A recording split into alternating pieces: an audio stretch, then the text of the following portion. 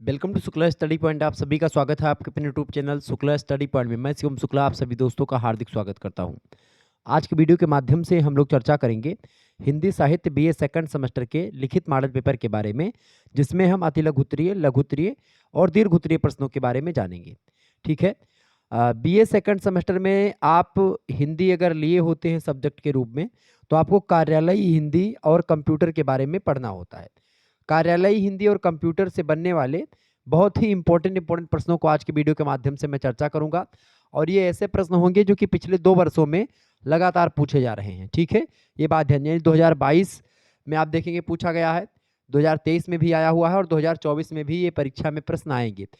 ये प्रश्न बहुत ही ज़्यादा महत्वपूर्ण है जिनको मैंने रखा है, और ऐसे कई मॉडल पेपर आपको और दे दूंगा। तो आप अगर मॉडल पेपर ही हमारा देख लेंगे तो आपका काम हो जाना है। 2023 वाला मॉडल पेपर और क्वेश्चन पेपर दोनों यूट्यूब पर पड़े हुए हैं हमारे चैनल पर, शुक्ला स्टडी पॉइंट पर प्लेलिस्ट में आप देख लीजिएगा। ठीक है, और क्वेश्चन पेपर मॉडल पेपर दोनों पड़े हुए हैं। ठीक है, अब आइए हम चर्चा करने का प्रयास करते हैं कि कौन कौन से प्रश्न आपकी परीक्षा में आखिरकार बन सकते हैं। 2024 और 25 की परीक्षाओं के लिए मॉडल पेपर एक प्रकार से सेट किया है, मैंने बनाया है। तो 25 की परीक्षाओं में, 24 की परीक्षाओं में, दोनों में एक प्रकार से यहाँ से प्रश्न बहुत अधिक मात्रा में आएंगे, कार्यालय हिंदी और कंप्यूटर। देखिए, खंड आ की अगर बात करें तो खंड आ से अति लघुत्तरीय प्रश्न आपकी परीक्षा में आते हैं। अति लघुत्तरीय प्रश्नों की अगर बात की है तो इनकी संख्या 10 होती है। 10 के 10 प्रश्न अर्थात सभी प्रश्न आपको करने अनिवार्य होते हैं। एक प्रश्न का उत्तर आपको 50 शब्दों में लिखना होता है। ठीक है, ये बात आप ध्यान रखिएगा। आइए चर्चा करने का प्रयास करते हैं कौन कौन से प्रश्न बन सकते हैं। पहला प्रश्न है कार्यालयी हिंदी। आप कार्यालयी हिंदी लिख करके छोड़ दिया है, इसका मतलब आप जान जाइए कार्यालयी हिंदी की आपको परिभाषा देनी है। कार्यालयी हिंदी क्या होती है इसको आपको बताना है, या कार्यालयी हिंदी से आप क्या समझते हैं, ऐसा प्रश्न। ठीक है, तो कार्यालयी हिंदी क्या है भाई? कार्यालयी हिंदी की अगर बात की जाए तो कार्यालय विशेष में जो प्रयुक्त की जाने वाली हिंदी है उसी को कार्यालयी हिंदी कहते हैं। यानी ऐसा हिंदी जिसमें आप देखते हैं परिभाषिक शब्दावलियों का प्रयोग किया जाए, जिसमें जिसमें पत्र वगैरह में लिखा जाए अलग अलग जो है क्षेत्रों में, तो कार्यालयी हिंदी होती है। डॉक्टर श्याम सुंदर दास कार्यालयी हिंदी की परिभाषा को देते हुए कहते हैं कि वह भाषा जो सरकारी कामकाज में और न्यायालयों के लिए स्वीकृत होती है वही भाषा राजभाषा कहलाती है या राष्ट्रभाषा कहलाती है, या जिसको आप कार्यालयी हिंदी कहते हैं।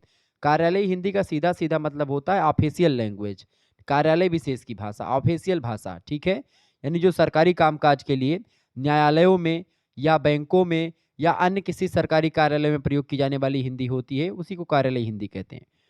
इसके अलावा बड़े अच्छे भाषा वैज्ञानिक हैं डॉक्टर भोलानाथ तिवारी।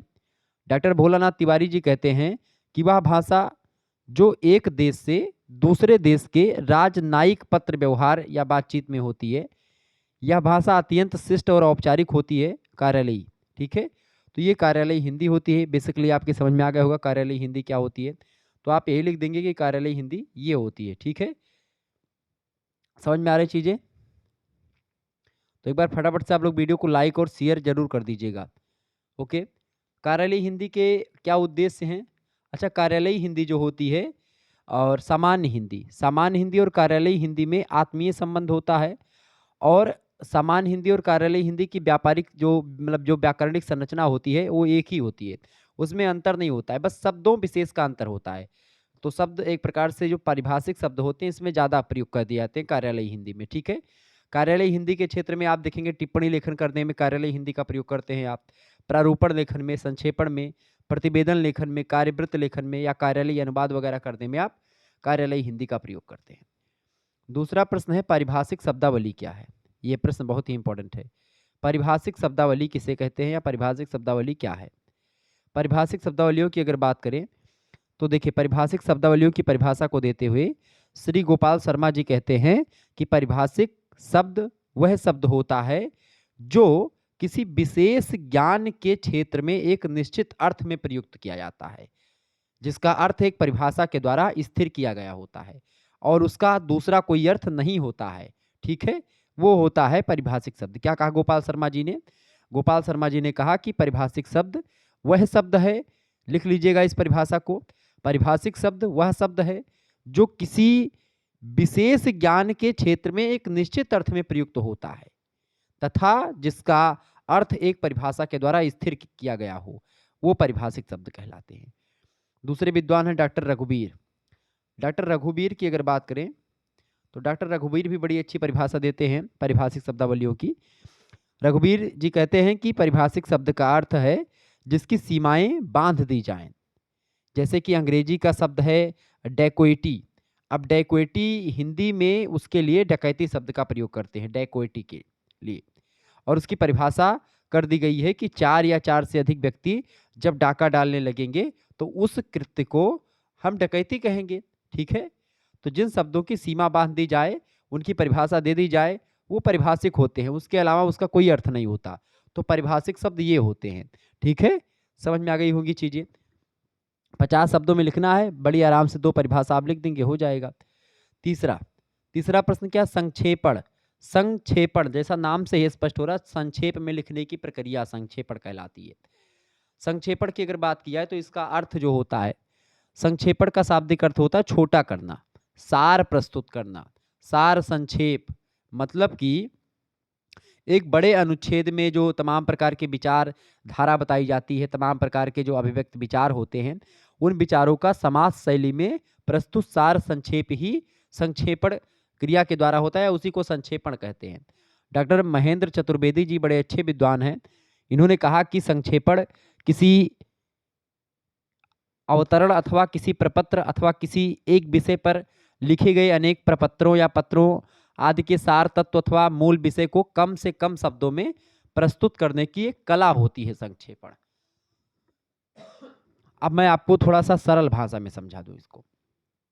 संक्षेपण का मतलब होता है, जैसे बड़े बड़े जो अधिकारी होते हैं उनको इतना टाइम नहीं होता है कि वो पूरे दिन की खबर वगैरह पढ़ें या किसी पत्र को पढ़ें, तो उनके साथ में संक्षेपणकर्ता होते हैं। अब वो क्या करते हैं, बड़ी बड़ी विषय वस्तु को जो दुनिया भर की न्यूज वगैरह, दुनिया भर की रिसर्च वगैरह सब कुछ होती है, उसको पढ़ते लिखते हैं और उसके बाद में उसको बहुत ही कम शब्दों में लिख करके अधिकारी के पास दे देते हैं। तो यही काम होता है संक्षेपणकर्ता का। ठीक है, संक्षेपण लिखने की एक प्रक्रिया होती है, लिखने की कला होती है।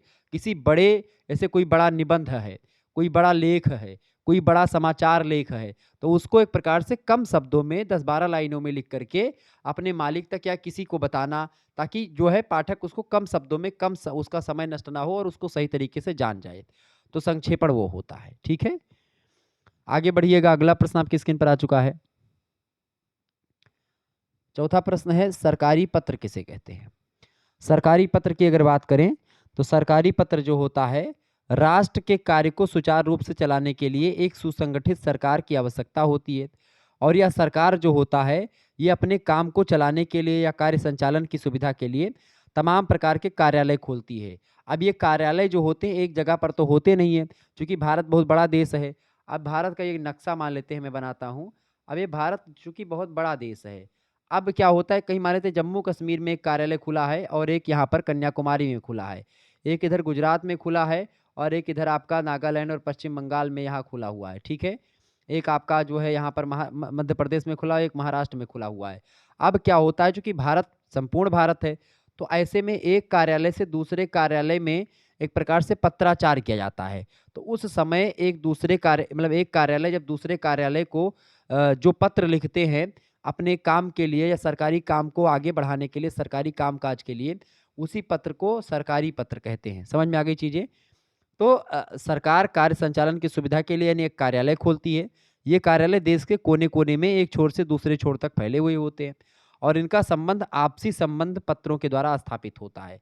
शासकीय कर्मचारियों और अधिकारियों के द्वारा एक कार्यालय विभाग से दूसरे कार्यालय अथवा विभाग को लिखे गए पत्र को शासकीय पत्र या फिर सरकारी पत्र कहते हैं।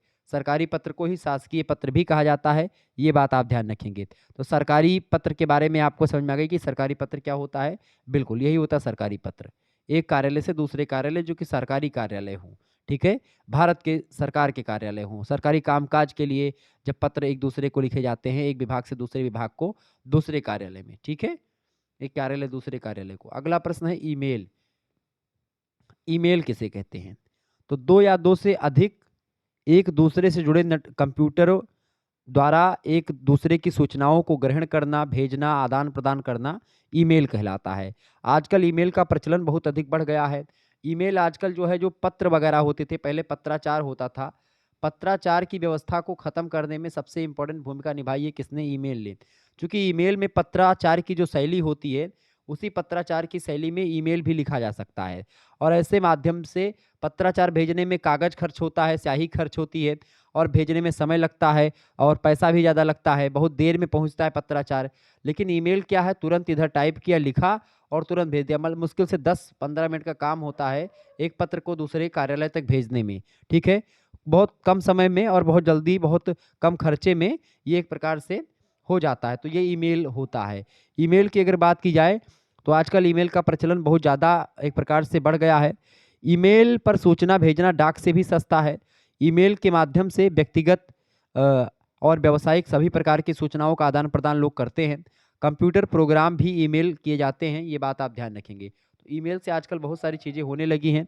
यहाँ तक कि आपको बता दूँ, ईमेल के माध्यम से एक प्रकार से ईमेल हम लोग जब अपना एक प्रकार से यहाँ पर जब क्या बोलते हैं असाइनमेंट वगैरह लिखे थे और बीएचयू में मैं पढ़ रहा था, उस समय कोरोना काल था, तो ऐसी स्थिति में क्या था कि भई अपना जो प्रैक्टिकल वाला फाइल होता है असाइनमेंट वगैरह, उसको एक प्रकार से हम लोग ईमेल के माध्यम से ही लिख करके ईमेल पर मैंने लिखा, मतलब फ़ोटो खींच करके उसका पीडीएफ बना करके ईमेल कर दिया था अपने-अपने प्रोफ़ेसर के पास, ठीक है? हर एक सब्जेक्ट के प्रोफ़ेसर के पास। जैसे मान लेते हैं हिंदी में भी 4 सब्जेक्ट होते थे एमए में, वहाँ के सिलेबस के अकॉर्डिंग, तो 4 सब्जेक्ट के 4 प्रोफ़ेसर अलग-अलग होते हैं। तो उस चारों प्रोफ़ेसर को एक प्रकार से भेजना होता था, तो चारों प्रोफ़ेसर की ईमेल आईडी पर फटाफट से भेज दो, अपना नाम वगैरह सारा कुछ लिख करके उसमें पूरा कॉपी की फ़ोटो खींच करके पीडीएफ बना करके। तो ईमेल बड़ा ज़बरदस्त तरीका होता है हर एक चीज़ करने का। सरकारी पत्र और व्यावसायिक पत्रों का स्थान लेने लगा है धीरे-धीरे। अगला प्रश्न है पल्लवन। पल्लवन किसे कहते हैं? पल्लवन, जैसा कि नाम से स्पष्ट होता है, देखिए पल्लवन का मतलब होता है विस्तारण, भाव पल्लवन। पल्लवन को भाव पल्लवन, विस्तारण ये सब भी कहते हैं। अंग्रेजी विद्वान है एक, उनका नाम है बेन। देखिए संक्षेपण की अगर बात करें, संक्षेपण कोई बड़ी विषय वस्तु या कोई बड़ा निबंध होता है, बड़ा लेख होता है, बड़ा पत्र होता है, उसको छोटे मतलब उसको कम लाइनों में या कम शब्दों में लिख करके बताना संक्षेपण कहलाता है। लेकिन कोई कम चीज़ लिखी हुई है और उसको बड़े स्तर पर समझाना उसी मूल भावों को, वो होता है एक प्रकार से उसको बड़े मतलब ज़्यादा लिखना, ज़्यादा शब्दों में लिखना, वो होता है आपका पल्लवन, भाव का विस्तार करना। भाव विस्तारण भी इसको कहते हैं, पल्लवन को। अंग्रेजी विद्वान बेन हैं, उन्होंने कहा कि पल्लवन का अर्थ किसी कथन को एक परिच्छेद में विस्तृत करना होता है। इसमें मूल विचार को विकृत करने तथा अवांछनीय सामग्री देने का निषेध होता है। मतलब इसमें आप जो है उस कुछ लाइनों जो कुछ लाइन कुछ कोई लेख है, उस लेख को विस्तार से समझाने की प्रक्रिया ही विस्तारण कहलाती है, पल्लवन कहलाती है, ठीक है? ये बात आप ध्यान रखेंगे। तो पल्लवन की अगर बात की जाए, तो इसको पल्लवन, भाव विस्तारण इन तमाम प्रकार के नामों से जाना जाता है और पल्लवन की बड़ी ज़रूरत एक प्रकार से रहती है, क्योंकि जब कभी-कभी क्या होता है कुछ ऐसी जटिल शब्दावलियों में सारी चीज़ें लिखी रहती हैं, उसको समझाने में बड़ी मुश्किल होती है, तो पल्लवन वहाँ पर इम्पोर्टेंट भूमिका अपना निभाता है, ठीक है? ध्यान रखिएगा इस बात को। आगे बढ़ते और भी चीज़ों को जानने का प्रयास करते हैं। पल्लवन जो होता है, वो विस्तार करने की एक शैली होती है, विस्तार से लिखने की शैली। अगला प्रश्न 7वां नंबर प्रश्न है, शोध के चरण बताइए। फटाफट से आप बताने का प्रयास करेंगे। शोध के कितने चरण होते हैं भई? शोध के चरणों की अगर बात की जाए, तो शोध के मुख्य रूप से 6 चरण होते हैं। 6 चरण या 6 सोपान आप कह सकते हैं। आपसे पूछे शोध के कितने सोपान होते हैं या कितने चरण होते हैं, तो आप बताएँगे शोध के 6 सोपान मुख्यतया या चरण होते हैं। वैसे तो कई चरण और भी होते हैं, लेकिन 6 चरण मुख्य रूप से होते हैं। किसी भी शोध प्रक्रिया के, अन्वेषण के, शोध के, खोज के, ठीक है, अनुसंधान के। शोध एक प्रकार से शोध कार्य में शोधकर्ता किसी तथ्य को बार-बार देखता है और जिससे उसके संबंध में जो डाटा होता है उसको एकत्रित करता है, उन्हीं के आधार पर निष्कर्ष निकालता है और इस तरीके से एक प्रकार से शोध जो होता है, ये नवीन खोज की प्राप्ति होती है, नया खोज हुई होता है शोध, ठीक है, रिसर्च होता है इसका अंग्रेजी में मतलब। तो शोध के कई चरण होते हैं। सबसे पहला चरण होता है प्रथम चरण। प्रथम चरण की अगर बात की, तो इसमें आप किसी समस्या को चूज़ करते हैं, यानी समस्या का चयन करना पहला चरण। दूसरा चरण होता है शोध का परिकल्पना का निर्माण करना। कोई परिकल्पना बनाएँगे आप कि भाई हमको एक प्रकार से इस जो है प्लान के तहत आगे बढ़ना है। तो एक प्लान बनाना, एक एक पहले से कोई अवधारणा सेट करना। तीसरा चरण होता है शोध की रूपरेखा तैयार करना, कैसे-कैसे क्या करना, सारी चीज़ें फिट करना।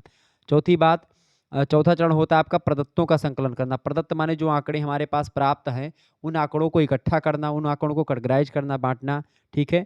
इसके अलावा 5वां चरण होता है प्रदत्तों का विश्लेषण करना। प्रदत्त माने जो डाटा हमारे पास है उस डाटा का हम विश्लेषण करें, उसका वर्गीकरण करें, उसको सारणी में सजाएं, सारी चीज़ें करें।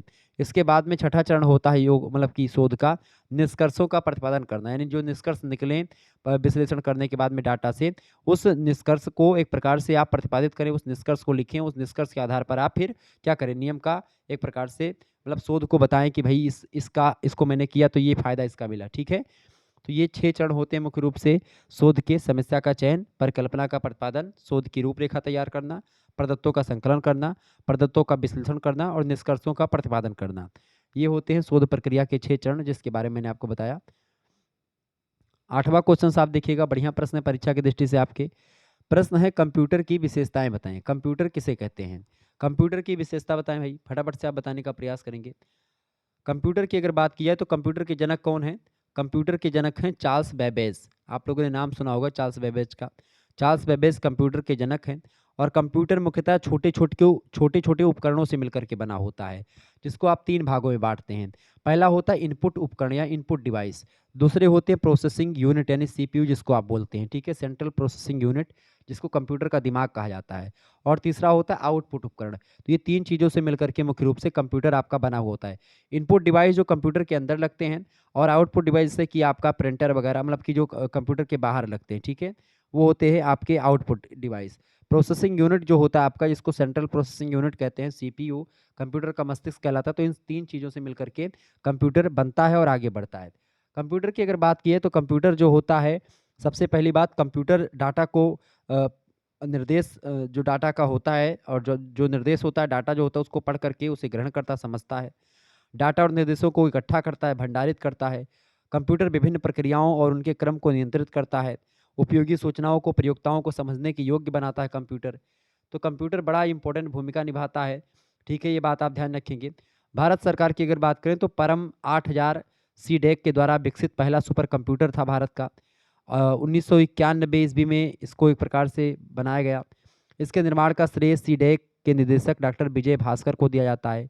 इसके बाद में परम युवा सेकंड सुपर कंप्यूटर का निर्माण किया गया 2013 में, ठीक है, और सीडेक द्वारा ही सबसे विकसित सबसे तेज सुपर कंप्यूटर बनाया गया, ठीक है, परम युवा सेकंड। और इसकी गणना की क्षमता लगभग 500 टेराफ्लॉक्स है। और इस प्रकार सुपर कंप्यूटर जो है फ्लो सॉल्वर का विकास नेशनल एरोनॉटिक लिमिटेड बेंगलुरु के द्वारा 1980 में किया गया। तो इस तरीके से आप देखेंगे कि जो भारत की बात है वहाँ पर भी कंप्यूटर एक प्रकार से पहले से ही, और कंप्यूटर का विकास जो है अपने अपने हिसाब से हुआ है। कंप्यूटर की विशेषताओं की अगर बात करें तो विशेषताएं ही पूछी गई हैं। पहली विशेषता कंप्यूटर की होती है, कंप्यूटर जो हैं ये बहुत तेज़ गति से कार्य करने की एक मशीन होती है। दूसरी बात, कंप्यूटर की काम करने की परिशुद्धता जो होती है बहुत ही हाई लेवल होती है, उच्च कोटि की होती है। तीसरी बात अगर बात करें हम कंप्यूटर की, तो कंप्यूटर की विशेषता में तीसरा विशेषता आप लिख दीजिएगा कि बहुमुखी प्रतिभा होती है कंप्यूटर में, यानी कि बहुमुखी प्रतिभा कंप्यूटर की विलक्षण क्षमता होती है, बहुत सारे काम कर सकता है कंप्यूटर। इसके अलावा कंप्यूटर की अगर बात की है तो कंप्यूटर में स्मरण शक्ति यानी याददाश्त करने की जो क्षमता होती है बहुत ही ज़्यादा होती है।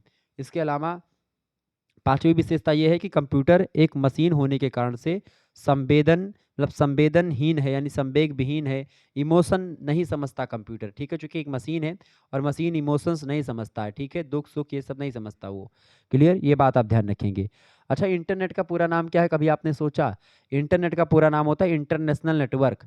ईमेल का पूरा नाम क्या है? Electronic mail. www का फुल फॉर्म क्या है? वर्ल्ड वाइड वेब, ठीक है, ये सब ध्यान रखिएगा। सॉफ्टवेयर कितने प्रकार के होते हैं? 3 प्रकार के, सिस्टम सॉफ्टवेयर, एप्लीकेशन सॉफ्टवेयर और यूटिलिटी सॉफ्टवेयर, ये ध्यान रखिएगा। ओके, आगे देखेंगे। अगला क्वेश्चन आपकी स्क्रीन पर आ चुका है।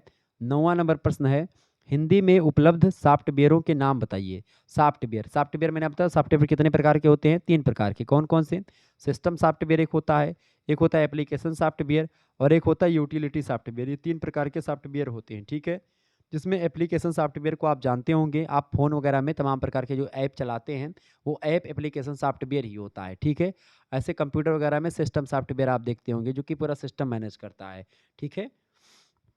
तो देखें, सॉफ्टवेयर जो हिंदी में उपलब्ध हैं उनके नाम आपसे पूछ रहा है। तो सबसे पहली बात अगर बताऊं तो हिंदी एक्सप्लोरर यानी कि आई ब्राउज़र एक हिंदी में उपलब्ध सॉफ्टवेयर है पहला। दूसरा भारत ऑपरेटिंग सिस्टम सॉल्यूशन, या जिसको आप क्या बोलते हैं, बॉस बोलते हैं। तो बॉस भी क्या है, बॉस एक मतलब एक सॉफ्टवेयर है, ठीक है। बॉस का फुल फॉर्म क्या होता है, भारत ऑपरेटिंग सिस्टम सॉल्यूशन, ठीक है। ये इसको बोलते हैं शॉर्ट फॉर्म में बॉस। तीसरा जो सॉफ्टवेयर है ये भारत मतलब कि जो हिंदी में उपलब्ध है वो है भारतीय ओपन ऑफिस। इसके अलावा चौथा है ओपन ऑफिस हिंदी प्रोजेक्ट। इसके अलावा हिंदी का अगला सॉफ्टवेयर है हिंदी स्पेल चेकर। इसके अलावा छठा जो है उसका नाम लिख सकते हैं आप, मोजिला फायरफॉक्स इंटरनेट ब्राउजर। इसके अलावा ओपेरा वेब ब्राउजर, ठीक है। ऐसे ही जीमेल व गूगल के अन्य प्रोडक्ट, ये सब आपके हिंदी में उपलब्ध हैं। इसके अलावा blogger, live journal, WordPress, oracle 9X, और इसके अलावा MS ऑफिस 2003 में जो आया। इसके अलावा स्पर्श, और इसके बाद में Hindi zip, drag and drop file संपीड़न सॉफ्टवेयर। तो ये सब एक प्रकार सॉफ्टवेयर जो है। अच्छा, इंडिक जूमला भी एक सॉफ्टवेयर है, ये ध्यान रखिएगा। इंडिक जूमला ये भी हिंदी का एक सॉफ्टवेयर है। तो हिंदी में कई सॉफ्टवेयर उपलब्ध हो चुके हैं, इसमें कोई दो राय नहीं है।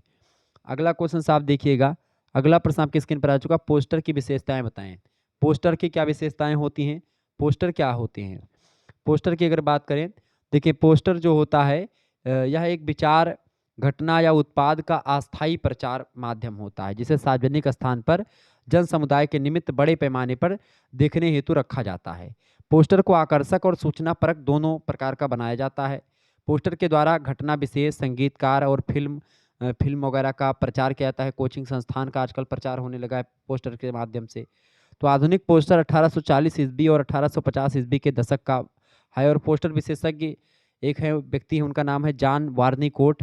वो कहते हैं कि 100 वर्षों में कम से कम समय में यह महत्वपूर्ण कला के रूप में पहचाना जाने लगा है पोस्टर। पोस्टर के जरिए आप अपना विज्ञापन कर सकते हैं। आधुनिक युग में विज्ञापन पोस्टर की एक विशेष प्रकार की ग्राफिक्स कला बन चुका है। पोस्टर कलाकार थियोफाइटल स्टील मतलब स्टीनलेन, इसके अलावा अल्बर्ट गुडल्यूम, हेनरी थियट, लियोनेटो कैपिएलो आदि अपने समय के महत्वपूर्ण व्यक्ति बन गए, ये पोस्टर बनाने वाले ही हैं। तो पोस्टर जो होता है जितना अच्छा नहीं, थंबनेल जैसे आप जो है वो एक पोस्टर ही टाइप का होता है। अब ये पोस्टर अगर कागज में लगा करके आप लगा दें, पोस्टर चिपकवा दें, या बड़े बड़े पोस्टर आप देखते हैं लगते हैं चुनाव वगैरह में, अब चुनाव चल रहे हैं, तमाम पोस्टर आप देखेंगे इधर उधर लग रहा होगा। पोस्टर के कई प्रकार होते हैं, एक शिक्षा वाले पोस्टर होते हैं, शैक्षिक विचार वाले पोस्टर, एक प्रचार हेतु पोस्टर, एक कोई अभियान चलाया जाता है उसको लेकर के पोस्टर छपाए जाते हैं, फिल्मों के पोस्टर भी लगाए जाते हैं, वाणिज्यिक पोस्टर यानी लगाए जाते हैं। तो इस तरीके के पोस्टर कई प्रकार के होते हैं। पोस्टर की विशेषताएं अपनी होती हैं, अब वही विशेषताएं आपको लिखना है। पहली विशेषता क्या है पोस्टर की, पोस्टर जो होता है कई रंगों के संयोजन से बनाया जाता है, पहली विशेषता, जिससे एक प्रकार से उसको देखने में अच्छा लगता है और लोग पढ़ते हैं उसको। दूसरी बात, पोस्टर को आसानी से समझने के लिए इसे छोटी एवं स्पष्ट भाषा का प्रयोग करके बनाया जाता है। इसके अलावा पोस्टर को आकस्मिक रूप से भी पढ़ा जा सकता है, मतलब कि अगर कोई व्यक्ति मोटरसाइकिल से जा रहा तो थोड़ी बहुत चीज़ें जो इंपॉर्टेंट है वो पढ़ सके। इसके अलावा पोस्टर को आकस्मिक रूप से पढ़ा जा सकता है। इसके अलावा पोस्टर में संदेश के साथ एक तस्वीर भी होनी चाहिए, ज़्यादा इंपॉर्टेंट होती है। इसके अलावा पोस्टर ऐसे होने चाहिए जो देखने पर स्पष्ट हो सकें। तो इस तरीके से पोस्टर की ये विशेषताएं अगर आप लिख देंगे तो आपको नंबर पूरा मिल जाएगा। तो इस तरीके से अति लघु उत्तरीय प्रश्नों के उत्तर आप आसानी से समझा पाएंगे, लिख पाएंगे। तो निश्चित तौर पर आपकी समझ में सारी चीज़ें आ गई होंगी। ओके, आगे बढ़ते हैं और भी चीज़ों को समझने का प्रयास करते हैं। देखें, अब ये प्रश्न आपके लघु उत्तरीय टाइप के प्रश्न हैं। लघु उत्तरीय प्रश्नों की अगर बात की जाए तो खंड बा में लघु उत्तरीय प्रश्न आएंगे। लगभग 8 क्वेश्चन आपको यहाँ पर मिलेंगे, जिनमें से 4 या 5 प्रश्न आपको करने होंगे। ठीक है, 150 या 200 शब्दों में आपको प्रश्नों का उत्तर लिखना होता है। ठीक है, अब ये यूनिवर्सिटी पर डिपेंड करता है कि आपसे वो क्या निर्देश देती है और उसके अकॉर्डिंग आपको करना है। जैसे 3 घंटे की परीक्षा जो विश्वविद्यालय करवाएंगे उनमें आपको 200 शब्दों में लिखना होगा और 5 प्रश्न करने होंगे। जो परीक्षा 2 घंटे की होगी तो 150 शब्द में लिखना होगा और 4 प्रश्न या 3 प्रश्न करने होंगे। ध्यान रखिएगा इस बात को। ठीक है, देखिए पहला प्रश्न आपके स्क्रीन पर आ चुका है, संक्षेपण किसे कहते हैं, इसकी विशेषताओं पर प्रकाश डालिए। संक्षेपण मैंने आपको ऑलरेडी बता रखा है कि संक्षेपण क्या होता है। संक्षेपण की अगर बात करें तो संक्षेपण का मतलब क्या होता है, छोटा करना, सार प्रस्तुत करना, सार संक्षेप, ये सब होता है। ठीक है, संक्षेपण का मतलब क्या होता है, सीधे सीधे आप समझ सकते हैं कि जो है संक्षेपण क्या होता है। संक्षेपण जो होता है किसी अवतरण या किसी प्रपत्र या किसी एक विषय पर लिखी गई कोई लेख या प्रपत्र है, कोई पत्र है, उसको सार तत्व या मूल विषय को कम से कम शब्दों में लिखने की एक कला होती है संक्षेपण। ठीक है, तो संक्षेपण ये होता है। संक्षेपण की विशेषताओं की अगर बात करें, संक्षेपण की कई विशेषताएं होती हैं। पहली विशेषता आप सब बिल्कुल लिख लीजिएगा। पहली विशेषता संक्षेपण की है मूल का सार, मतलब जो मूल चीज़ें लिखी होती हैं उसका सार होता है, मतलब कि संक्षेपण मूल का आलेखन मतलब अनुलेखन होता है। इसमें मूल के स्वर, भाव, विचार, प्रभाव और तथ्य का रक्षण आवश्यक है, यानी कि जो मूल बातें बताई गई हैं बड़ी विषय वस्तु में, उसको जब आप छोटा करके लिखेंगे तो बहुत सारी चीज़ें आपको काटनी पड़ेगी। तो ऐसी चीज़ों को ना काटें जो कि मूल चीज़ें हों, ठीक है। तो इसमें अनावश्यक और अप्रासंगिक तथ्यों को परित्याग करना चाहिए और बाकी जो इम्पोर्टेंट चीज़ें हैं उनको आपको लिखना चाहिए। पहली विशेषता। दूसरी विशेषता, क्रमबद्धता होनी बहुत ज़रूरी होती है संक्षेपण की, क्योंकि मूल अनुच्छेद में अभिव्यक्त एवं निरूपित मुख्य भावों और विचारों की क्रमबद्ध स्थापना संक्षेपण की दूसरी विशेषता है। असंबद्ध, असंगत, क्रमहीन और जब ऐसे आप लिखेंगे, इधर एक बात इधर अभी पूरी नहीं हुई, दूसरी बात बीच में ठोक दिया, तीसरी बात ठोक दिया, मतलब एक बात संपूर्ण नहीं हुई है, दूसरी बात ला करके उसमें आप अगर ढकेल रहे हो, तो ये संक्षेपण की विशेषता नहीं है। संक्षेपण की विशेषता होती है क्रमबद्धता, यानी एक क्रम से सारी चीज़ें लिखी हों, ठीक है। तीसरी बात इसकी विशेषता होती है संक्षिप्तता। संक्षिप्तता का मतलब क्या होता है, यानी कि आप छोटा लिखें। संक्षिप्तता संक्षेपण की तीसरी अनिवार्य आवश्यकता है और यह उसका आधारभूत गुण है। संक्षेपण की आत्मा ही संक्षिप्तता है, ठीक है। अगर संक्षेपण इसका नाम ही, तो संक्षिप्तता तो बहुत जरूरी है इसमें। चौथी विशेषता ये है अस्पष्टता, यानी सबसे जरूरी बात होती है अस्पष्ट होना चाहिए जो भी आप लिखे हैं। जब आप बड़ी विषय वस्तु को कम विषय वस्तु में लिखते हैं तो जाहिर सी बात है आप बहुत सारी चीज़ों को काटेंगे, और ऐसी स्थिति में जब कम चीज़ों में आप लिखेंगे तो स्पष्ट लिखेंगे, तभी क्लियर होगा, समझ में आएगा। तो अस्पष्टता बहुत जरूरी है। मूल भावों, विचारों और तथ्यों को स्पष्ट रूप से प्रस्तुत करना चाहिए इसमें। पांचवी विशेषता इसकी ये है, पांचवी विशेषता है व्यवहारिक भाषा और प्रवाहमयता। भाव संक्षेपण की भाषा का व्यवहारिक और प्रवाहमय होना बहुत जरूरी बात है। उसकी महत्वपूर्ण विशेषताओं में से एक है व्यवहारिक भाषा और प्रवाहमयता। संक्षेपक को चाहिए कि वह कठिन, अलंकृत और समास बहुल भाषा का प्रयोग इसमें ना करे। सरल से सरल भाषा का प्रयोग करने का प्रयास करे, व्यवहारिक भाषा का प्रयोग करने का प्रयास करे, प्रवाहमयता वाली भाषा का प्रयोग करने का प्रयास करे कि एक लाइन पढ़े पाठक दूसरी लाइन पढ़ने के लिए मजबूर हो जाए, और एक लाइन पढ़े तुरंत सारी बातें समझ में आ जाएं। एक लाइन को एक बार पढ़ने से समझ में आ जानी चाहिए बातें। अगर एक लाइन को 2-3-4 बार पढ़ने के बाद में उसको समझ में आती है तो आप जानिए संक्षेपण आपने सही नहीं लिखा है। यानी संक्षेपण में आप व्यवहारिक भाषा का प्रयोग करें, ये सबसे बड़ी विशेषता उसकी होती है, और आप जो है उसको प्रवाहमयता में लिखें। इसके अलावा अगली विशेषता होती है अपनी शैली। भाव संक्षेपण की छठी विशेषता है, यानी एक शैली होती है इसकी, ठीक है। संक्षेपण में संक्षेपक की अपनी शैली होनी चाहिए। चमत्कार, आडंबर और अलंकृत शैली जो है आप इसमें ना लिखें, मतलब जो बढ़ा चढ़ा करके बातें खूब लिखी जाती हैं, ठीक है, ये सब आप उसमें संक्षेपण में आपको नहीं लिखना चाहिए। इसके अलावा संक्षेपण की अगर बात करें तो संक्षेपण की जो अगली विशेषता होती है सातवीं, वो होती है शुद्धता। शुद्धता की अगर बात की जाए तो भाव और भाषा की शुद्धता संक्षेपण की सातवीं विशेषता है। भाव संक्षेपण की शैली में शुद्धता का विशेष आग्रह है। आपको बता दूं कि संक्षेपण की भाषा व्याकरण सम्मत और विषय के अनुकूल होनी चाहिए। अशुद्ध शब्द और वाक्य कभी रचना के आशय को पाठक तक नहीं पहुंचा सकते। तो आप ऐसे शब्दों का चयन करें जो कि उचित अर्थ देता हो, ठीक ठाक अर्थ देता हो। ऐसा नहीं कि उस शब्द का कोई दूसरा अर्थ भी हो। तो ऐसे शब्दों का चयन करें जिसका केवल एक ही अर्थ हो और उसका उस अर्थ शब्द को पढ़ने के बाद में तुरंत उसी अर्थ की तरफ जाए जिस अर्थ को आप बताना चाहते हो, ठीक है। तो संक्षेपण की ये सातवीं विशेषता। आठवीं विशेषता भी आप लिख सकते हैं प्रवाहमयता। प्रवाहमयता की अगर बात करें तो ये अच्छे संक्षेपण की एक विशेषता होती है। प्रवाहमयता से मतलब होता है कि पाठक मूल अवतरण के स्वर को सहज रूप से ग्रहण करके उससे तादाद में स्थापित कर ले, उसको समझ जाए, उसको अपने अंदर बैठा ले। ऐसा ना होने पर संक्षेपण प्रभावात्मक नहीं होगा, ठीक है। यानी एक लाइन पढ़े दूसरी लाइन पढ़ने पर मजबूर हो जाए, उसको इंटरेस्ट पैदा हो, ठीक है। और नौवीं विशेषता होती है और लास्ट विशेषता आप मान लीजिएगा कि स्वतः पूर्णता। स्वतः पूर्णता का मतलब क्या होता है, संक्षेपण पूर्ण होना चाहिए। जैसे कि बड़ी विषय वस्तु को जब आप छोटा करके लिखेंगे तो कुछ बातें आप काटेंगे, तो आप काटें ना बातों को, यानी कि आप काटेंगे बातों को तो ऐसी बातों को ना काटें जो कि एक प्रकार से उसकी पूर्णता पर संदेह या प्रश्न खड़ा करते हो। तो आप जब भी करें मतलब इसको लिखें, प्रत्येक कलाकृति स्वतंत्रता मतलब स्वतःपूर्ण होती है और इसीलिए संक्षेपण को सभी दृष्टि से पूर्ण होना चाहिए ताकि उसे पढ़ करके अपूर्णता की अनुभूति ना हो कि आपने पढ़ा और आपको पूरी बातें ना पता चलें। तो पढ़ने के बाद में पूरी बातें क्लियर हो जाएं तो संक्षेपण वो होता है, इसकी विशेषता आपकी हो गई। दूसरा प्रश्न आपके स्क्रीन पर आ चुका है, प्रारूपण का सामान्य परिचय बताइए।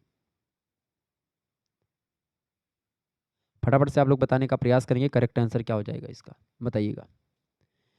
प्रारूपण का सामान्य परिचय, प्रारूपण किसे कहते हैं? प्रारूप, प्रारूप माने क्या होता है? एक ड्राफ्ट, ड्राफ्ट बनाना, जैसे कि एक सांचा बनाना। जैसे कोई पत्र लिखने से पहले एक बार पत्र को लिख लेना कि पत्र सही है या पत्र में क्या लिखना है, उसका पत्र की रूपरेखा तैयार कर लेना। पहले से पत्र लिखने की एक प्लानिंग कर लेना कि हमको ये इतना पत्र ये लिखना, क्या मटेरियल लिखना है, कैसी शैली में लिखना है, किसको यहाँ पर क्या लिखना है, कौन सा नाम लिखना है, कहाँ भेजना है, सारी चीज़ें। ये प्रारूपण मतलब पत्र लेखन से पहले, कोई सरकारी पत्र या कोई बड़ा पत्र लिखने से पहले जो आप तैयारी करते हैं किस तरीके से क्या करना है, ये होता है प्रारूपण। जैसे एक ईंट बनाने वाले भट्ठे की अगर बात की जाए तो उसपे पहले एक सांचा होता है, उसी सांचे में मिट्टी भरी जाती है और उसमें से मिट्टी जब भर दी तो एक सांचा जो होता है ईंट का सांचा। अब क्या वो वास्तविक सांचा है? नहीं, वैसे ही ईंट बनेगा। ऐसे ही प्रारूपण होता है, वो पहले से तैयार कर लिया था ताकि ऐसे ही पत्र लिखना है। ठीक है, तो आलेखन का ही समानार्थी शब्द होता है प्रारूप। प्रारूप का आशय होता है किसी प्रस्ताव, योजना, विधेयक आदि का वह प्राथमिक रूप जो शीघ्रता से तैयार कर लिया जाता है, किंतु बाद में उसमें कुछ काट छांट की जाती, संशोधन किया जाता है और इसे मसौदा या प्रालेख यानी कि इसको आप जो है प्रीकर्सर बोलते हैं और खरा नाम से जाना जाता है इसको। और इसी प्रारूप से प्रारूपण शब्द बना हुआ है। प्रारूपण के लिए अंग्रेजी में ड्राफ्टिंग शब्द ज़्यादा बेटर होता है और हिंदी में इसके लिए आलेखन या प्रालेखन, प्रारूप लेखन या मसौदा लेखन, हिंदी में कई शब्द इसको बोलते हैं। मसौदा लेखन, प्रारूप लेखन, प्रालेखन, आलेखन, ये सब प्रारूपण का ही दूसरा नाम है। ठीक है, ध्यान रखिएगा। प्रारूपण से तात्पर्य उस पत्र से लेखन से है जिसमें आदेश, निर्देश, विज्ञापन अथवा किसी अन्य प्रकार की सामग्री के आधार पर पत्र लेखन की समस्त बातों को पूरा करते हुए लिखा जाता है। मतलब कि टिप्पणी लेखन के पश्चात और पत्र प्रेषण यानी पत्र भेजने के पूर्व होने वाले कार्यालयी कार्यवाही को प्रारूपण कहा जाता है। व्यवहारिक दृष्टि से अगर देखें तो सभी सरकारी गैर सरकारी कार्यालयों में जो ड्राफ्टिंग की जाती है उसे प्रारूपण कहा जाता है। प्रारूप प्रालेख प्रारूप जो होता है जारी करने से पूर्व संबंधित अधिकारी की स्वीकृति आवश्यक होती है और ये पहले तैयार करके कि हमको ऐसे ऐसे चीज़ें करनी है, एक बार आप दिखाएंगे तुरंत वो पास हो जाएगा, उसके बाद में फिर उसको आप प्रेषित करेंगे, भेजेंगे। केंद्रीय शिक्षा मंत्रालय के परिभाषिक शब्दावली के प्रयोग में ड्राफ्ट के लिए प्रारूप और ड्राफ्टिंग के लिए प्रारूपण जो है शब्द का प्रयोग किया जा गया है और ये शब्द नए होने के बावजूद अर्थ व्यंजना में पूर्ण समर्थ हैं। कार्यालय में प्रारूप लेखन और मसौदा लेखन शब्द ही प्रचलित हैं। तो इस तरीके से प्रारूपण ये होता है जिसके बारे में मैंने आपको बताया। इसका समान परिचय अगर आप लिख देंगे तो हो जाएगा ये। तीसरा प्रश्न है, विभिन्न क्षेत्रों में फेसबुक की क्या उपयोगिता है? फटाफट से आप बताने का प्रयास करेंगे। फेसबुक की क्या उपयोगिता है विभिन्न क्षेत्रों में?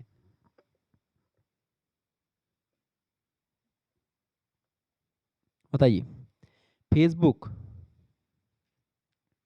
विभिन्न क्षेत्रों में आजकल तो फेसबुक का बड़ा ज़माना है, सोशल मीडिया का ज़माना है। फेसबुक पर लोग पोस्ट करते हैं, फ़ोटो डालते हैं, वीडियो पढ़ने लगे आजकल तो। Facebook business page, business brand, celebrity मुद्दों और संगठन के लिए उनकी आइडियंस तक पहुंचने का एक मुफ्त का तरीका है। इससे क्या होता है, हालांकि फेसबुक प्रोफाइल प्राइवेट हो सकती है लेकिन पेज पब्लिक होते हैं। गूगल आपके पेज को इंडेक्स कर सकता है जिससे लोगों के लिए आपको ढूंढना आसान हो जाता है। ऐसी स्थिति में जब आपको कोई फेसबुक पर सर्च करता है तो आपकी फ़ोटो आ जाती है। तो इस तरीके से ये बड़ा एक प्रकार से फेसबुक जो है, आप अपने डेस्कटॉप और मोबाइल डिवाइस पर फेसबुक बिजनेस जो है सूट और क्रिएटर स्टूडियो जैसे प्लेटफॉर्म और फेसबुक पर अपने पेज को मैनेज कर सकते हैं। फेसबुक आप चला सकते हैं। ठीक है, फेसबुक पेज, फेसबुक जो है आप कई प्रकार से आजकल तो फेसबुक से पैसे भी लोग कमा रहे हैं, अपना प्रचार प्रसार लोग करते हैं। फेसबुक पेज की उपयोगिता इस दृष्टि से भी है कि सबसे पहली बात, मुफ्त और आसान है ये। पेज का उपयोग मुफ्त है और पेज बनाने में बस कुछ मिनट समय लगता है और हम उससे मैनेज करने के कई फीचर्स भी देते हैं और इस तरीके से फेसबुक बड़ा आसान तरीका। दूसरी बात, बहुउपयोगी है। पेज के साथ कई फ्री टूल इसमें मिलते हैं जो बिजनेस के मॉडल के आधार पर विशेष लक्ष्य पाने में मदद करते हैं। इसके अलावा कस्टमरों से कनेक्ट आप कर पाते हैं फेसबुक के माध्यम से, चूँकि अरबों लोग बिजनेस से बातचीत करने के लिए फेसबुक का उपयोग करते हैं। मौजूदा और नए कस्टमर्स के साथ लॉयल्टी बनाने के लिए अपने पेज का उपयोग आप कर सकते हैं। इसके अलावा अपने पेज से विज्ञापन आप कर सकते हैं। विज्ञापनों से अपने ब्रांड और ऑडियंस को बढ़ाने में आपको मदद मिल सकती है। तो फेसबुक पर विज्ञापन देने के लिए पेज की ज़रूरत पड़ती है। विज्ञापन बनाने, अपना बजट सेट करने और अपने प्लान की स्ट्रेटजी बनाने के लिए फेसबुक के विज्ञापन टूल का उपयोग कर सकते हैं आप। तो फेसबुक एक प्रकार से कई दृष्टियों से महत्वपूर्ण है, चूँकि बिजनेस की दृष्टि से तो इम्पोर्टेंट है ही, इसके अलावा अपनी पहचान बढ़ाने के लिए भी है। अपने विचारों को एक प्रकार से, अपनी भाव-भंगिमाओं को आप फेसबुक पर बयाँ कर सकते हैं। अगर आपकी कोई ना सुनता हो तो आप फेसबुक पे पोस्ट डाल दीजिए, 1 आध 2 लाइक तो मिल ही जाएगी, ठीक है? तो फेसबुक जो होता है, ये आपके जैसे आपकी विचार मतलब आपकी बातों को कोई ना सुने, तो आप क्या करेंगे? फेसबुक पर डालेंगे, फेसबुक पर लाखों लोग उसको देख सकते हैं, 10-12 लोग भी देखेंगे, 20 लोग देखेंगे, मतलब कुछ फ्रेंड तो होते हैं फेसबुक पर ना। अगर आपके फेसबुक मतलब वैसे फ्रेंड नहीं बन रहे हैं अगल-बगल के लोग, तो आप फेसबुक आईडी बनाओ, फेसबुक से तमाम दोस्त बन जाएँगे। इंस्टाग्राम बनाओ, तमाम प्रकार की चीज़ें बनाओ, आप उसपे तमाम प्रकार की चीज़ें पा सकते हैं, ठीक है? तो ये होता है। एक चीज़ और मैं आपको बता दूँ, अगर आप लोग जो है, आप लोगों के लिए एक विशेष सूचना है कि अगर आप लोग जो है अपने को-करिकुलर सब्जेक्ट की बेहतर तैयारी करना चाहते हैं, तो उसके लिए एक चैनल मैंने बनाया है को-करिकुलर मास्टर के नाम से, ठीक है? को-करिकुलर मास्टर एक यूट्यूब चैनल है, मैंने आपको बनाया है। मैंने बनाया इस चैनल को, और इस चैनल को आप सब्सक्राइब कर लीजिएगा। इस पर आपको को-करिकुलर से रिलेटेड वीडियो मिलेंगी। को-करिकुलर से रिलेटेड और आपकी यूनिवर्सिटी से रिलेटेड जो इन्फॉर्मेशन होगी, जो न्यूज़ होगी, उस न्यूज़ को भी वहाँ पर कवर किया जाएगा। तो इस तरीके से आप इस चैनल को सब्सक्राइब करके अच्छी जानकारी प्राप्त कर सकते हैं। और इस पे आपको को-करिकुलर, अब जैसे बीए सेकंड सेमेस्टर में आप हैं, बीएससी में हैं, बीकॉम में हैं, उसमें आपको फर्स्ट ईयर एंड हेल्थ पढ़ना होता है सेकंड सेमेस्टर में को-करिकुलर यानी अनिवार्य पेपर के रूप में। तो अनिवार्य पेपर की तैयारी के लिए इस चैनल को मैंने बनाया है। आप इस चैनल को सब्सक्राइब ज़रूर कर लीजिएगा। इस चैनल की जो लिंक होगी मैं डिस्क्रिप्शन बॉक्स में दे दूँगा और कमेंट सेक्शन में मैं पिन कर दूँगा। तो आप इस चैनल को सब्सक्राइब कर लीजिएगा, ठीक है? आपके चैट सेक्शन में भी इस चैनल की जो है लिंक मैंने पिन कर दी, तो आप इस चैनल को सब्सक्राइब कर लीजिएगा, बहुत इंपॉर्टेंट है और आपके लिए भविष्य में बहुत हेल्प करेगा, ठीक है? क्योंकि अभी आगे चल कर के आप लोग third semester, 4th, 5th, 6th आप पढ़ने वाले हैं, तो उसके लिए बहुत ही हेल्प होगा आप सभी के लिए। तो चैनल को सब्सक्राइब ज़रूर कर लीजिएगा, ठीक है? धन्यवाद। आगे देखिएगा, अगला क्वेश्चन आपकी स्क्रीन पर आ चुका है। जिस तरीके से आप शुक्ला स्टडी पॉइंट पर विधिवत तैयारी पाते हैं, करते हैं, ऐसे ही आप को-करिकुलर मास्टर पर भी आप विधिवत तैयारी आपको वहाँ पर भी मिलेगी, ठीक है? चलिए, अगला प्रश्न आपकी स्क्रीन पर आ चुका है। चौथा नंबर प्रश्न है, हिंदी भाषा की संवैधानिक स्थिति पर प्रकाश डालिए।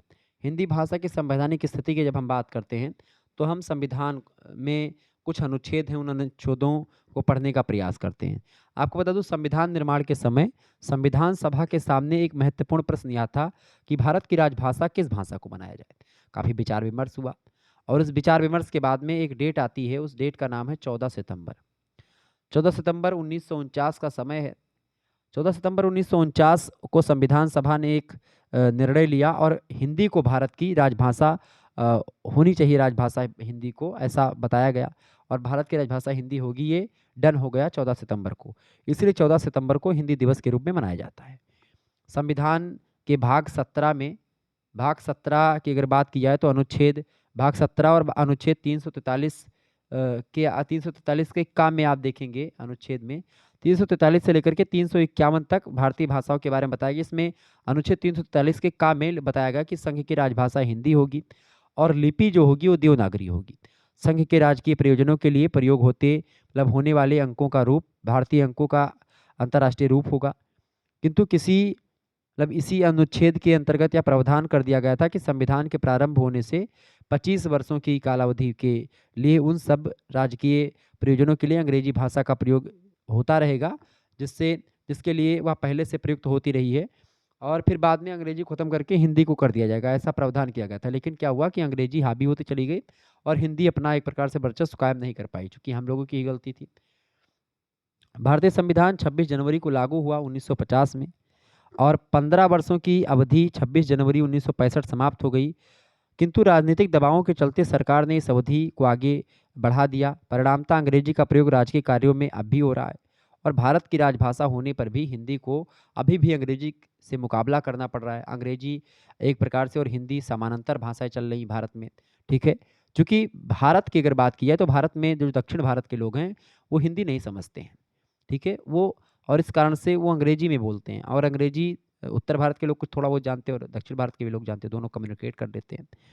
तो संविधान में राजभाषा संबंधी अनुच्छेद भाग 17 के अध्याय 1 में अनुच्छेद 343 से लेकर के अनुच्छेद 351 तक भाषाओं के बारे में बताया गया है। अनुच्छेद 343 में संघ की राजभाषा हिंदी और लिपि देवनागरी घोषित की गई है।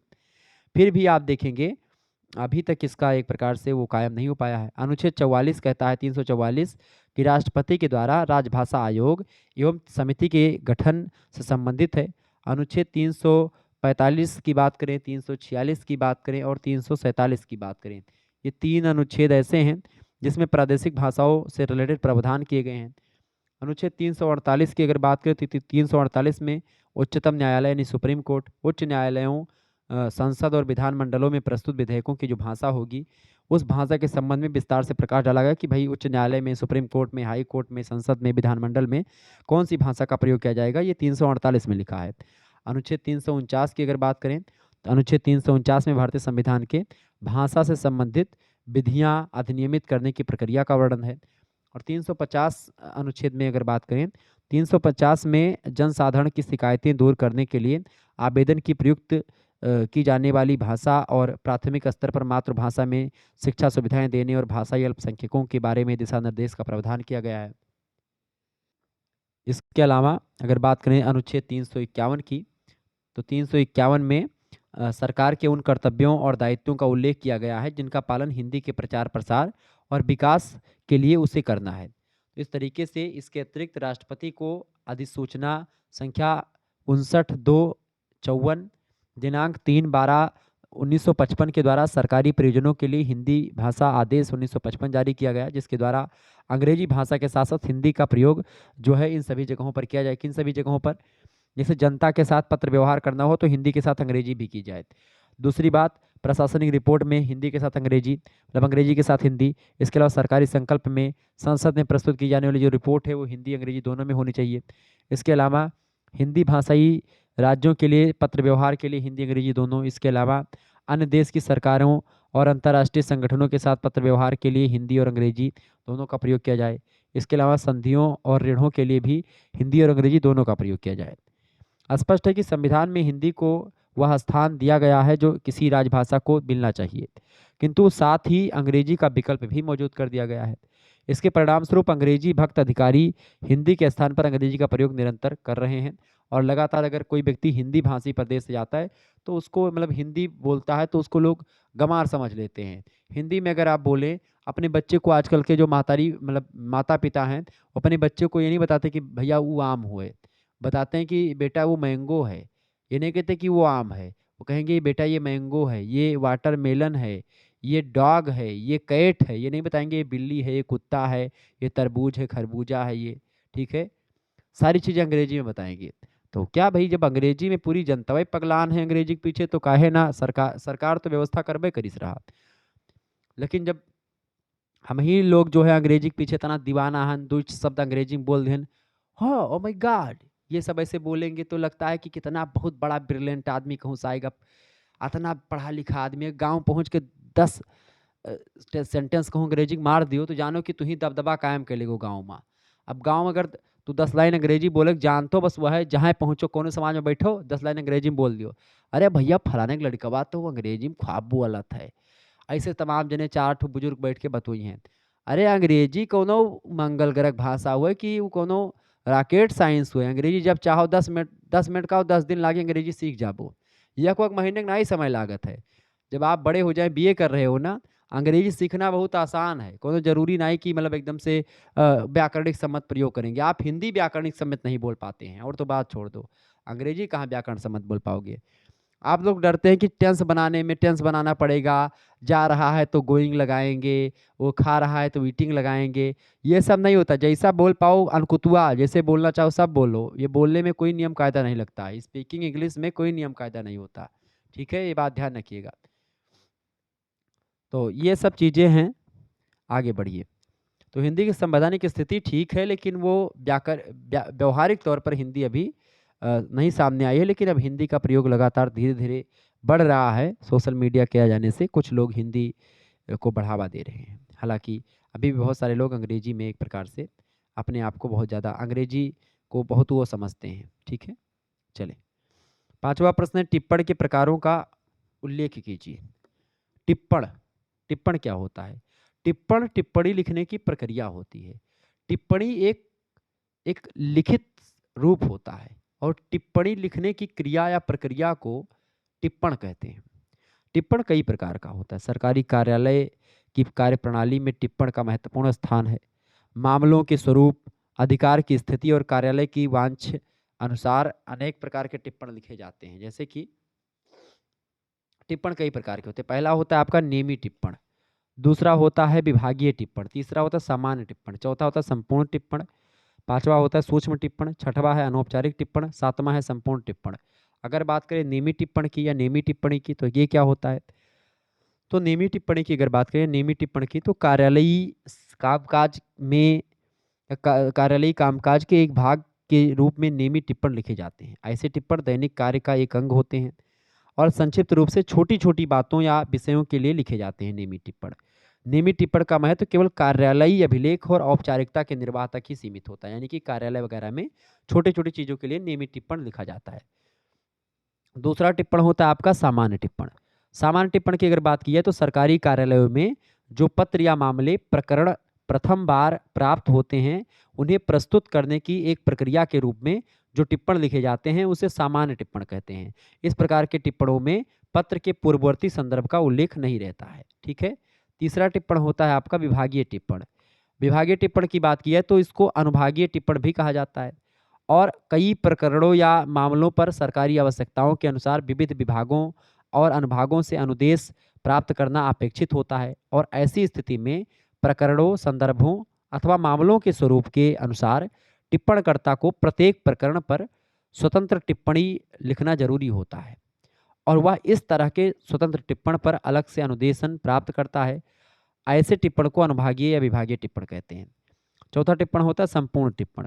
कार्यालयों में अनेक बार प्रकरण, संदर्भ और मामले की गंभीरता को ध्यान में रखते हुए उनके सभी इतिवृत्त यानी एक बढ़ा चढ़ा करके, इतिवृत्त मतलब होता है विवरणात्मक तरीके का, तर्क वितर्क, संदर्भ आदि को समग्र रूप से फाइल में रखना जरूरी होता है इसमें, ताकि उसके आधार पर संबंधित उच्च अधिकारी समस्त मामले को समझ जाए और उचित निर्णय लेकर के आदेश दे सके। तो ऐसा टिप्पण जो संपूर्णता को एक प्रकार से अपने अंदर रखता हो संपूर्ण टिप्पण कहा जाता है। पांचवा होता है सूक्ष्म टिप्पण। ऐसे टिप्पण अत्यंत संक्षेप में लिखे जाते हैं। अनुभाग अधिकारी अथवा संबंधित अधिकारी कुछ पत्रों के हाशिए पर बाईं ओर निर्देश देता है किंतु संक्षिप्त वाक्यों में उसे ही सूक्ष्म टिप्पण कहते हैं। इस तरह के टिप्पण में सम्मति हेतु स्वीकृति के लिए, अवलोकन के लिए ये एक प्रकार से वाक्य लिखे जाते हैं। ठीक है। इसके अलावा अनौपचारिक टिप्पण एक होता है। अनौपचारिक टिप्पण की बात किया है तो एक मंत्रालय से दूसरे मंत्रालय अथवा एक कार्यालय से दूसरे कार्यालय को कुछ जानकारी देने के लिए अनौपचारिक टिप्पण सीधे भेजे जाते हैं। ऐसे टिप्पण में कार्यालयी नियमों या शर्तों का अक्षरशः अनुपालन नहीं किया जाता है और इन टिप्पणों के उत्तर में जो टिप्पणी आदि प्राप्त होते हैं उसका स्वरूप भी अनौपचारिक टिप्पणी जैसा होता है। सातवां टिप्पणी होती है, सातवां टिप्पण होता है संपूर्ण टिप्पण।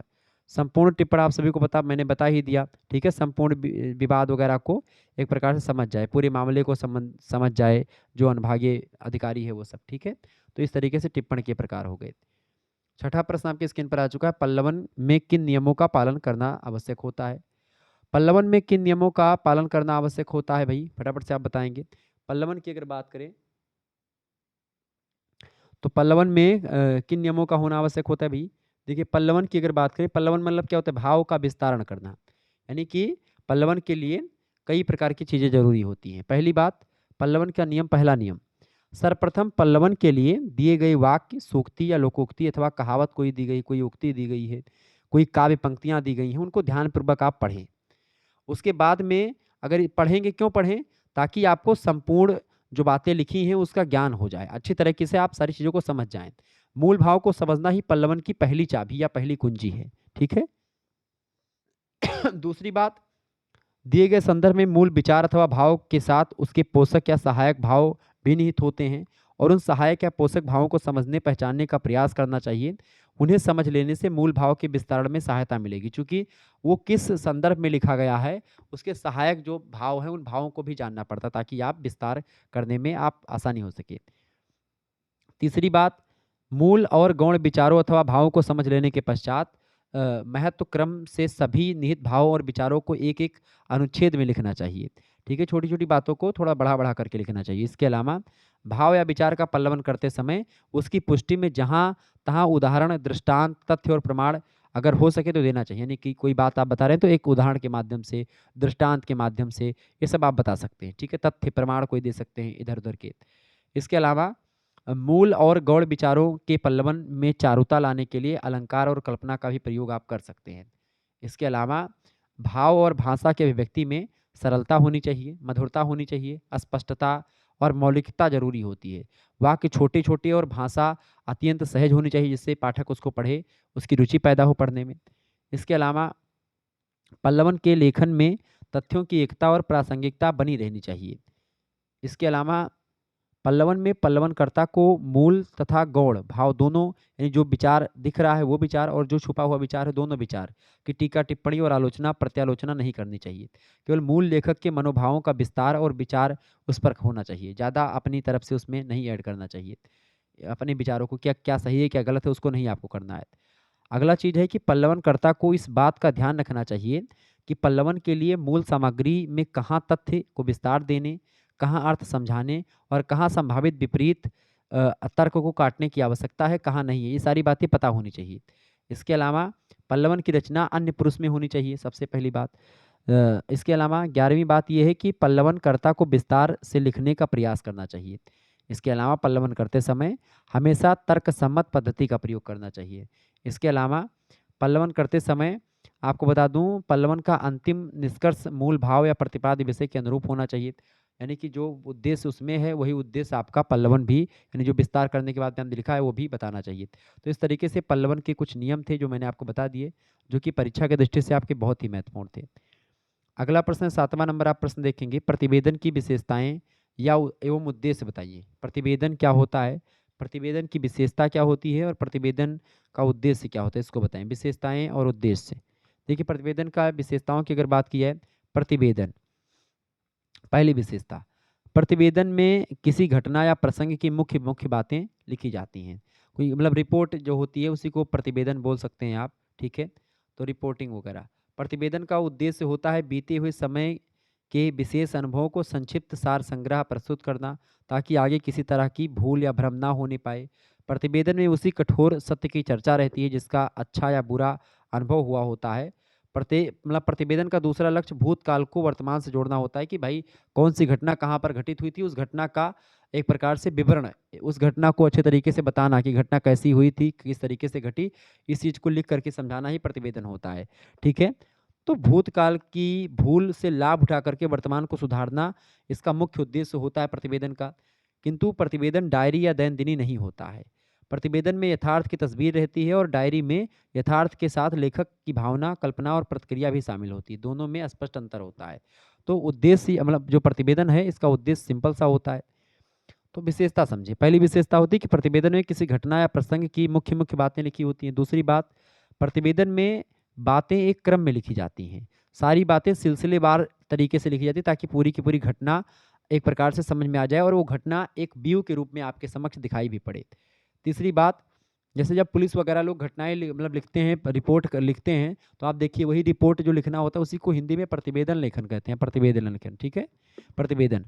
तीसरी विशेषता प्रतिवेदन की होती है, प्रतिवेदन संक्षेप में लिखा जाता है। इसमें विस्तार नहीं प्रयोग करते, विस्तारण का प्रयोग नहीं करते, संक्षेपण का प्रयोग करते हैं। ठीक है? चौथी बात, प्रतिवेदन ऐसा हो जिसकी सारी बातें सरल हो, स्पष्ट हो, उनको समझने में सिरदर्द ना हो। और प्रतिवेदन की अगर बात करें तो एक ही अर्थ और निष्कर्ष एक ही निकलता हो प्रतिवेदन का, उन अर्थों शब्दों का। यानी एक अच्छे प्रतिवेदन की बड़ी विशेषता होती है स्पष्टता। स्पष्टता बहुत जरूरी है। पांचवी विशेषता होती है, प्रतिवेदन जो है वो सच्ची बातों का विवरण होता है। इसमें पक्षपात, कल्पना, भावना के लिए स्थान बिल्कुल भी नहीं होता है। ठीक है? इसके अलावा प्रतिवेदन में लेखक या प्रतिवेदक की प्रतिक्रिया या धारणा व्यक्त नहीं की जाती है। उसमें ऐसी कोई बात आप नहीं कह सकते हैं जिससे भ्रम पैदा हो। यानी जो बात जो घटना हुई है वही घटना आपको बतानी है, लिखनी है। इसके अलावा प्रतिवेदन की भाषा साहित्यिक नहीं होनी चाहिए। भाषा सरल और रोचक होनी चाहिए ताकि लोग पढ़ें और सरलता से पूरी घटना समझ में आ जाए। इसके अलावा प्रतिवेदन किसी घटना या विषय की साफ और सजीव तस्वीरें सुनने या पढ़ने वाले के मन पर खींच देता है, ऐसा प्रतिवेदन होना चाहिए। तो ये भी एक विशेषता है। तो ये प्रतिवेदन की कुछ विशेषताएं और उसका उद्देश्य तो मैंने आपको समझा ही दिया था, बता ही दिया था। तो इस तरीके से आप लोगों ने प्रतिवेदन की विशेषताएं और उद्देश्य को समझा। आगे देखेंगे 8वां प्रश्न आपके स्क्रीन पर आ चुका है। पारिभाषिक शब्द की प्रमुख विशेषताएं बताएं। पारिभाषिक शब्द क्या होता है, इसकी विशेषताएं बताएं। पारिभाषिक शब्द तो आप लोग जानते ही होंगे क्या होता है। पारिभाषिक शब्द आप जानते हैं क्या होता है। पारिभाषिक शब्द की अगर बात की जाए तो जिसका एक प्रकार से पारिभाषिक शब्द, सबसे पहली बात उसका एक अलग अर्थ होता है, उसके जैसा और दूसरा शब्द मतलब उसके अर्थ जैसा नहीं होता है। पारिभाषिक शब्दों की सीमाएं बांध दी जाती हैं, सारी चीजें मैंने आपको बता रखी। पारिभाषिक शब्द की प्रमुख विशेषताएं पूछी गई हैं। पहली विशेषता लिखिएगा। पहली विशेषता पारिभाषिक शब्दावली की ये है, और पारिभाषिक शब्दावली की परिभाषा और विशेषता किसने बताई है। डॉक्टर भोलानाथ तिवारी बड़े जबरदस्त विद्वान हैं, भाषा वैज्ञानिक हैं। उन्होंने पारिभाषिक शब्दावलियों की विशेषताओं को बताते हुए कई सारे पॉइंट पर चर्चा करी। पहली बात उन्होंने बताई कि पारिभाषिक शब्द का अर्थ सुस्पष्ट और सुनिश्चित होना चाहिए। ठीक है, ये पहली विशेषता। क्या होना चाहिए, शब्द का जो अर्थ है, परिभाषिक शब्द का अर्थ सुस्पष्ट हो और सुनिश्चित हो, पहली विशेषता। दूसरी विशेषता, एक विषय या सिद्धांत में परिभाषिक शब्द का एक ही अर्थ होना चाहिए। एक विषय में अगर देखें उस शब्द का, पर्टिकुलर शब्द का पर्टिकुलर अर्थ होना चाहिए, उसके इर्द गिर्द कोई अर्थ और नहीं होना चाहिए। एक विषय में, एक विषय या एक सिद्धांत में परिभाषिक शब्द का एक ही अर्थ होना चाहिए, सबसे बड़ी विशेषता इसकी। इसके अलावा अगली विशेषता, तीसरी विशेषता आप लिखेंगे, एक विषय में एक संकल्पना या एक वस्तु के लिए एक ही परिभाषिक शब्द होना चाहिए, अलग शब्द नहीं हो सकते। चौथी विशेषता, परिभाषिक शब्द यथासाध्य छोटा होना चाहिए ताकि प्रयोग में असुविधा ना हो। जैसे टीबी, एड्स, ये सब छोटे छोटे शब्द हैं, लेकिन एड्स को परिभाषित अगर आप करेंगे तो बड़ा लंबा एक प्रकार से इसकी परिभाषा हो जाएगी। टीबी यानी कि ट्यूबर, एक प्रकार से क्या होता है, टीबी का मतलब क्या होता है, टेलीविजन नहीं, वो तो टीबी दूसरी है। एक टीबी होती है रोग, ठीक है। अगला, पांचवी विशेषता इसकी होती है, परिभाषिक शब्द को यथासाध्य मूल होना चाहिए, ना कि व्याख्यात्मक। जैसे कि अनशन, अनशन शब्द अधिक अच्छा है अपेक्षाकृत भूख हड़ताल के। अगर भूख हड़ताल आप शब्द यूज करेंगे तो इसमें ये थोड़ा सा लंबा शब्द हो गया, और ये मूल शब्द नहीं है, दो शब्दों से मिलकर के बना है। ऐसे में अनशन शब्द जो है ये एक प्रकार से मूल शब्द है, ये किसी शब्द से नहीं बना है अनशन, ठीक है, ये मूल शब्द है, तो मूल शब्द में होना चाहिए। छठी बात, छठी विशेषता इसकी ये होती है कि परिभाषिक शब्दों की अगर बात की है उसमें समान श्रेणी के परिभाषित शब्दों में एक रूपता होनी चाहिए। जैसे कि रसायन शास्त्र में नाइट्रोजन, ऑक्सीजन, हाइड्रोजन। अब देखेंगे इसमें समरूपता कैसे है। नाइट्रोजन, नाइट्रोजन क्या है, गैस है, ऐसे ही ऑक्सीजन भी गैस है, ऐसे ही हाइड्रोजन गैस है। ठीक है, तो इसमें क्या है, जन जन लास्ट में तीनों में जुड़ा हुआ है, तो अच्छा लग रहा है ना रसायन शास्त्र में ऐसे। तो इन शब्दों को पढ़ने का, तो ये सब परिभाषिक शब्द हैं तो एक जैसे प्रतीत होते हैं, एक, ठीक है। इसके अलावा परिभाषिक शब्द, सातवीं विशेषता, परिभाषिक शब्द ऐसा होना चाहिए जिससे सरलतापूर्वक नए शब्द बनाए जा सके। जैसे मानव से मानवता शब्द बन जाए, मानवीय शब्द बन जाए, मानव से मानवीकरण बन जाए, मानवीयता बन जाए, मानविकी बन जाए, ये तमाम प्रकार के शब्द सरलता से बन गए हैं मानव से। इसके स्थान पर अगर नृ लें, नृ शब्द लें, नृ मतलब कि ये वाला नृ, ठीक है, नृ शब्द लें तो इससे उससे इस प्रकार शब्द बनाना कठिन हो जाएगा, जबकि उसका भी अर्थ मानव से ही होता है। इस नृ का शब्द क्या मतलब क्या होता है, नृ का मतलब क्या होता है, नर, नर का मतलब या नर का मतलब मानव होता है। नर से आप कितने शब्द बना पाएंगे, नारायण, नारायणी, ऐसे दो तीन चार शब्द बना पाएंगे, ज़्यादा नहीं बना पाएंगे, ठीक है। तो इस तरीके से आप ऐसे शब्दों को परिभाषित शब्दों की श्रेणी में रखते हैं जिससे कई सारे शब्द बनाए जा सके। तो ये होता है आपका परिभाषिक शब्द, जिसके बारे में मैंने आपको बताया, ठीक है। आगे देखेंगे खंडसा, खंडसा में आपको कौन से शब्द मिले, प्रश्न मिलेंगे, दीर्घ उत्तरीय प्रश्नों का आपको सामना करना पड़ेगा। ये प्रश्न ही बहुत महत्वपूर्ण है। अच्छा, आपको बता दूं जो ये अति लघु उत्तरीय प्रश्न होते हैं, अगर मैं आपको समझाऊं तो इस समय आईपीएल चल रहा है, और आपको बता दूं आईपीएल से इतना हानि होती है हम लोगों को जिसका कोई जवाब नहीं। लोगों को मज़ा आता है देखने में, लेकिन हम लोगों को क्या होता है कि भाई आईपीएल के चक्कर में क्या होता है, हम लोगों की जो 8 बजे और 9 बजे की क्लास होती हैं उसको कोई बच्चे देखने ही नहीं आते हैं। इसमें क्या होता है, सारे बच्चे आईपीएल देखने में बिजी हैं, कोई क्लास ही नहीं लेने की एक प्रकार से सोच पा रहा है। सभी लोग बाद में क्लास लेते हैं, क्लास हो जाती है उसके बाद में देखते हैं। लाइव 8 बजे होती है, 9 बजे होती है, लेकिन बच्चे देखते नहीं हैं, आईपीएल देखने में बिजी रहते हैं। अभी भी आप लोग आईपीएल देख रहे होंगे, ठीक है। तो मैं उसी से एक उदाहरण बताता हूँ। जैसे अति लघुत्तरीय जो प्रश्न होते हैं, ये जो है T20 होते हैं, यानी 20-20 मैच, यानी जैसे आईपीएल मैच है, ये आपका ये हो गया, जिसमें खूब छक्के-चौके पड़ते हैं, ठीक है? कम शब्दों में लिखना होता है। और ये आपका जो होता है लघु उत्तरीय प्रश्न आपके वनडे की भांति होते हैं, ठीक है? वनडे यानी कि वनडे जो टेस्ट मतलब कि वनडे मैच होता है, और जो दीर्घ उत्तरीय प्रश्न होते हैं वो टेस्ट की भांति होते हैं, ठीक है? ये बात आप ध्यान रखेंगे। तो टेस्ट की भांति होते हैं ये। टेस्ट की भांति मतलब इसमें बॉलिंग वाले मार ले जाते हैं। अब इसमें बैटिंग करने वाला यानी कि बॉलिंग कौन कर रहा है? बॉलिंग आपके वो जो चेक करने वाली कॉपी है वो बैठे हैं। अब आप लोग इसमें लिख रहे हैं बैटिंग कर रहे हो। अब इसमें क्या करना है कि अगर आप कितना भी लिख दोगे, आपको 10 नंबर का अगर प्रश्न है तो आपको 7 ही 8 नंबर मिलेंगे। इससे ऊपर नहीं मिलेंगे इसमें, ठीक है? और बाकी छोटे-छोटे प्रश्नों में आप पूरा का पूरा मिल जाता है नंबर। उसमें कितना नहीं का थोड़ा नहीं का 2 प्रश्न करने होते हैं खंडशः से। 400 या 5 शब्दों में आपको इन प्रश्नों के उत्तर लिखना होता है। पहला प्रश्न, टिप्पणी को परिभाषित करते हुए उसकी प्रक्रिया पर प्रकाश डालिए तथा अच्छे टिप्पणी लेखन के लिए ध्यातव्य बिंदुओं यानी कि जो अच्छी-अच्छी बातें हैं, जो कि अच्छे टिप्पणी लेखन के लिए ज़रूरी हैं, उनको रेखांकित कीजिए। बहुत ही बढ़िया प्रश्न है, परीक्षा की दृष्टि से ये प्रश्न पूछा जा सकता है। अगला प्रश्न आपसे आ सकता है, कंप्यूटर का सामान्य परिचय देते हुए या दीजिए और इसके इतिहास का वर्णन कीजिए कंप्यूटर का। बढ़िया प्रश्न है, परीक्षा में 100% आएगा। अगला प्रश्न, इंटरनेट पर उपलब्ध हिंदी में पत्र-पत्रिकाओं का परिचय दीजिए, यानी कि जो हिंदी में उपलब्ध पत्र-पत्रिकाएँ हैं इंटरनेट पर, उनका परिचय दीजिए। बढ़िया प्रश्न परीक्षा में आ सकता है। अगला प्रश्न, सरकारी पत्र से क्या आशय है? शासकीय पत्र, ये शासकीय पत्र, सरकारी पत्र का मतलब एक ही होता है। सरकारी पत्र या शासकीय पत्र के अंग क्या होते हैं, कौन-कौन से हैं?